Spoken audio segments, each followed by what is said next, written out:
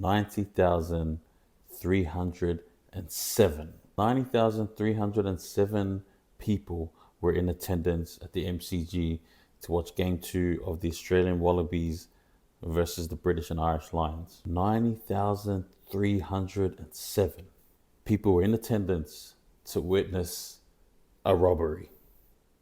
That's not including the millions of people watching the game from home. So let me get this straight.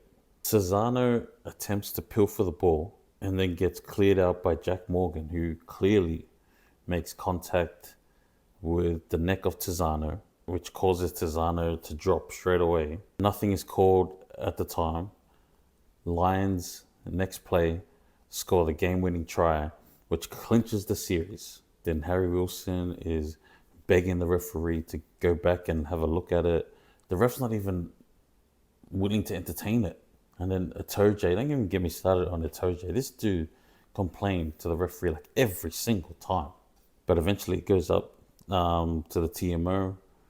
We get a look at the situation. Slow motion and all. Clear as day. Every angle available to him. Every referee with eyes on the situation. And they still got the call wrong. I'm sorry, but that is a penalty.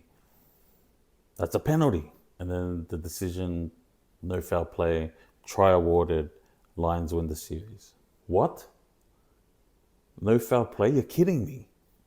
Whatever happened to player safety and the conversation that's going around regarding that? We're not protecting the player anymore? So the referee's explanation was that they arrived at the same time. Look at this photo. Does this look like they arrived at the same time? Tizzano is clearly already there. And you can clearly see Jack Morgan still making his way in. What are you talking about they arrived at the same time? And they're talking about that there was wrapping motion. Morgan had one hand on the ground. What's this ref seeing? The sad part about it is I thought the ref actually did an alright job. Ruined it at the end with this. It was an absolute epic test match. Yeah, everybody wrote the Wallabies off and they came to play. Which makes this even worse because the Wallabies deserve to win this game. Man, imagine Wallabies and British and Irish Lions 1-1. And then we go to Sydney for a Game 3 decider. Can you imagine how big that game would have been? The magnitude of that game. It's been a pretty underwhelming tour, if I were to be honest. I feel like the Lions have never been in any trouble, any danger at all throughout this entire tour until, the Pacific and Indigenous team gave them a good run for their money. But even that, until, the Wallabies showed up for Game 2. There were signs in Game 1 in the second half where the Wallabies, picked it up a bit. And then Game 2, they came to play. But as a long-time Wallabies fan, this has been my issue and my problem with our team. In every single close game that we're in, we just can't close it out. When the game's close and the time's nearly up, I don't care if there's 1 minute left in the game. If we're behind, I just don't trust that the team can get over the line. There's countless of games in the past that you can go to and see this. Games where we should have won, but we didn't. I remember a game that it was All Blacks versus Wallabies clutch moment. We scored a try. I think it was like in the 76th, 77th minute or something. All Blacks win the kickoff and they score a game-winning try. Like, that's a game we should have won. I think about the other game in Melbourne between the All Blacks and the Wallabies versus where Bernard Foley got pulled up. Like, that shouldn't even have happened. We should have closed that game out to win. But we couldn't. We just can't win.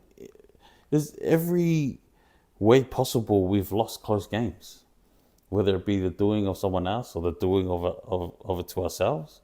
So when it came into this situation, I just had a feeling we weren't gonna win it. We weren't gonna close it out. We led the entirety of the game. British and Irish Lions only took the lead right at the very end. Crazy. We deserved to win that game. I felt Game 2, the changes of bringing in Skelton and Vellatini, that proved to be a big difference. because they brought something that was missing in game one: physicality and dog. I thought Skelton was freaking amazing. He got into him, got stuck into him, was causing havoc, running the ball hard. But I needed to see about 55, 60 minutes for both of those guys. Harry Potter going down and then Tate McDermott coming in to play on the wing. I thought McDermott did fantastic on the wing. I thought maybe we bring Ben Donaldson into fullback and then we move Tom Wright to the wing. And then McDermott can still play his role coming off the bench for Jake Gordon. Sorely, but also that one break he made, that was crazy. I just wish he had more ball. In the end, we didn't win. But let me just say this. I'm proud of the Wallabies. I'm proud of the way that they played and the response to losing game one like that.